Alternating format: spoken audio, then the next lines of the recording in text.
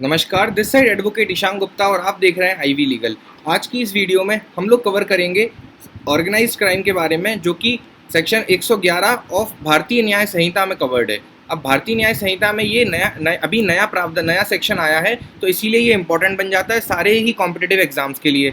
Organised crime करके ये जो नया ऑफेंस अभी ऐड हुआ है सेक्शन 111 में, इसका पहले इंडियन पीनल कोड में कोई विवरण नहीं था, तो अभी सेक्शन 111 में ये भारतीय न्याय संहिता के अभी आया है। तो अब इसके बाद, अब इसमें सबसे पहले हमको सबसेक्शन है, जिसमें सेक्शन ऑर्गेनाइज क्राइम डिफाइंड है सबसेक्शन 1 के अंदर, और उसकी पनिशमेंट दी हुई है सबसेक्शन 2 से लेके सबसेक्शन 7 तक। तो सबसेक्शन 1 में है सबसे पहले डेफिनेशन ऑर्गेनाइज क्राइम की। ऑर्गेनाइज क्राइम होता क्या है, तो देखो हमने इसको चार्ट फॉर्म में पढ़ा है कि एनी कंटिन्यूइंग अनलॉफुल अथॉरिटी, कोई भी कंटिन्यूइंग अनलॉफुल अथॉरिटी है विच इंक्लूड्स किडनैपिंग या फिर रॉबरी या any economic offence etcetera by किसके द्वारा, ये कंटिन्यूइंग अनलॉफुल अथॉरिटी किसके द्वारा होनी चाहिए। अच्छा, ये जो कंटिन्यूइंग अनलॉफुल अथॉरिटी टर्म है ये एक्सप्लेनेशन 2 में डिफाइंड है, जो अभी हम लेटर आगे पढ़ेंगे। और यहाँ पर जो इकोनॉमिक ऑफेंस टर्म है ये एक्सप्लेनेशन 3 में डिफाइंड है, उसको भी हम आगे कवर करेंगे। अभी सिर्फ आपको फ्लो के लिए एक बार आप पूरी डेफिनेशन समझ लो कि कोई भी कंटिन्यूइंग अनलॉफुल एक्टिविटी है जो कि किसके द्वारा हो रही है, बाय पर्सन और group of person acting in concert either singly or jointly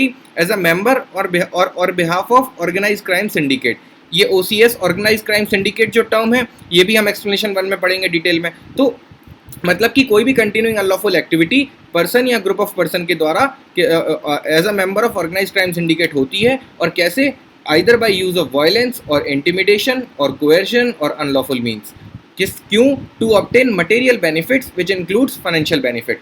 तो इसको हम बोलते हैं एक ऑर्गेनाइज क्राइम। मतलब यहाँ पर 2-3 चीज़ें इंपॉर्टेंट हैं। पहला कि एक कंटिन्यूइंग अनलॉफुल एक्टिविटी है, दूसरा कि पर्सन और group of person shall be member of organise crime syndicate, तो दूसरा हो गया, और तीसरा है कि by use of violence, coercion या intimidation to obtain material benefit. ये 3 एसेंशियल अगर फुलफिल हो गए तो ऑर्गेनाइज क्राइम का ऑफेंस कंस्टिट्यूट हो जाता है। अब सवाल आता है कि ऑर्गेनाइज क्राइम सिंडिकेट होता क्या है, जिसके वो मेंबर होंगे तो वो अब ऑर्गेनाइज क्राइम बन जाएगा। तो ऑर्गेनाइज क्राइम सिंडिकेट एक्सप्लेनेशन 1 में डिफाइंड है which says that group of 2 और मोर पर्सन एक्टिंग सिंगली और जॉइंटली एज अ सिंडिकेट और as a gang in any continuing unlawful activity, तो उसको हम बोलते हैं ऑर्गेनाइज क्राइम सिंडिकेट। ठीक है, ऑर्गेनाइज क्राइम सिंडिकेट बेसिकली 2 या 2 से ज़्यादा लोगों के द्वारा बनाया जाता है एज अ गैंग, ताकि वो कंटिन्यूइंग अनलॉफुल एक्टिविटी कर पाएं। अब कंटिन्यूइंग अनलॉफुल एक्टिविटी बार बार वर्ड आ रहा है, तो क्या है कंटिन्यूइंग अनलॉफुल एक्टिविटी, ये एक्सप्लेनेशन 2 में बताया गया। एक्सप्लेनेशन 2 बोलता है continuing unlawful activity means any economic offence और any cognizable offence punishable with imprisonment of 3 years और मोर। ये 2 पॉइंट आपको ध्यान रखना जरूरी है। कंटिन्यूइंग अनलॉफुल एक्टिविटी में ये 2 पॉइंट, और तीसरा पॉइंट है कि undertaken by a member of organized crime syndicate in respect of which charge sheet greater than more than one charge sheet has been filed within preceding 10 years।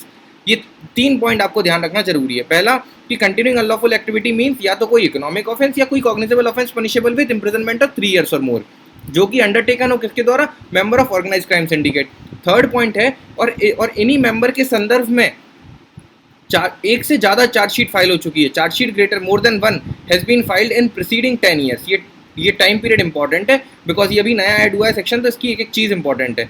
तो यहाँ पर ये chargesheet more than 1 chargesheet has been filed in preceding 10 years and court has taken cognizance of such offence that is known as continuing unlawful activity. कोई भी activity, unlawful activity continuing nature की तब बन जाएगी जब उसके रिस्पेक्ट में more than 1 chargesheet has been filed within preceding 10 years। और वो ऑफेंस कैसा होना चाहिए अनलॉफुल एक्टिविटी में फॉल करने के लिए, या तो कोई इकोनॉमिक ऑफेंस या cognizable offence punishable with imprisonment of 3 years और मोर। तो ये हो गया कंटिन्यूइंग अनलॉफुल एक्टिविटी। अब इकोनॉमिक ऑफेंस भी टर्म पढ़ी थी हमने एक्सप्लेनेशन 3 में, तो एक्सप्लेनेशन 3 में इकोनॉमिक ऑफेंस को बताया गया it includes criminal breach of trust या फॉर्जरी, हवाला ट्रांजैक्शंस, और बहुत सारे इसी संदर्भ में other transactions relating to monetary benefits, वो सारे इकोनॉमिक ऑफेंसेस में आते हैं। तो ये मैंने शॉर्ट में करके इसको पूरा समराइज करके चार्ट में बताया। ये हो गया डिफाइन ऑर्गेनाइज क्राइम होता क्या है। तो इसलिए अब हमको समझ में आ गया कि एनी कंटिन्यूइंग अनलॉफुल एक्टिविटी मतलब कि वो एक्टिविटी जिसपे एक से ज़्यादा चार्जशीट फाइल हो चुकी है और इन द प्रीसीडिंग 10 years, और किसके द्वारा, बाय पर्सन और group of person of member of organise crime, और by use of violence, intimidation, coercion to obtain material benefit including financial benefit. यहाँ हमारा सेक्शन 111 सबसेक्शन 1 कंप्लीट होता है। Then coming on to punishment. अब punishment हमने पढ़ी है एक टेबल के फॉर्म में, जिससे कि ये पूरा इजी हो जाए लर्न करने के लिए। तो इसको सबसेक्शन 2 से पढ़ेंगे, सबसेक्शन 2, सबसेक्शन 3, 4, 5, 6, 7। तो देखो सबसेक्शन 2 बोलता है 111 का कि if any person who commit organise crime and resulted in death of any person, अगर ऑर्गेनाइज क्राइम कमिट किया और उस कारण से किसी पर्सन की डेथ हो गई तो फिर पनिशेबल है विद डेथ पेनल्टी और imprisonment for life and fine which may extend to minimum 10 fine which amounting to minimum 10 lakh rupees.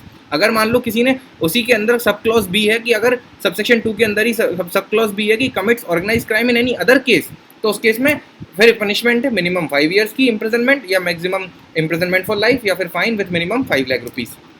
अब आ जाते हैं सबसेक्शन 3 पे, any person who abets, conspires और facilitates commission of organise crime. तो फिर उसकी पनिशमेंट क्या है, वही same, minimum 5 years, maximum imprisonment for life और fine of minimum 5 lakh rupees. अब अगर सबसेक्शन 4 है कि if any person is a member of organise crime syndicate, तो उसकी पनिशमेंट कितनी है, वही सेम जो हमने ऊपर पढ़ी थी। फिर उसके बाद सबसेक्शन 5 में है any person who harbours the offender of organise crime will be punishable with minimum 3 years of imprisonment, maximum imprisonment for life and fine is minimum 5 lakh rupees.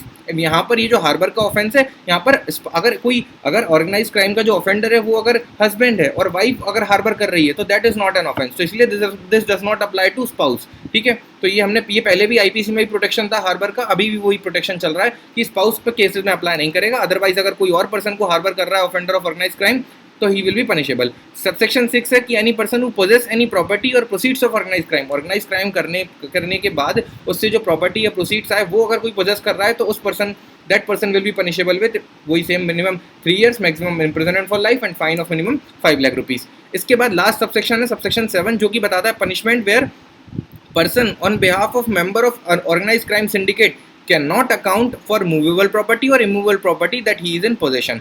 वो पर्सन जो कि ऑर्गेनाइज क्राइम सिंडिकेट का member है और उसके member के तहत वो जो भी मूवेबल या इमूवेबल प्रॉपर्टी के पोजीशन में है उसका अगर वो अकाउंट नहीं दे पा रहा है सफिशिएंटली सेटिस्फैक्टरीली कि ये कहाँ से आई, तो उस केस में then he will be punishable with minimum 3 years of imprisonment और maximum 10 years and fine of minimum 1 lakh rupees. तो ये हो गई हमारी offence and punishment. Organise crime की सेक्शन 111 में सबसेक्शन 2 से सबसेक्शन 7 तक पनिशमेंट है और डेफिनेशन ये हमने पढ़ ली थी सबसेक्शन 1 के अंदर। इस तरह से हमारी वीडियो कंप्लीट होती है।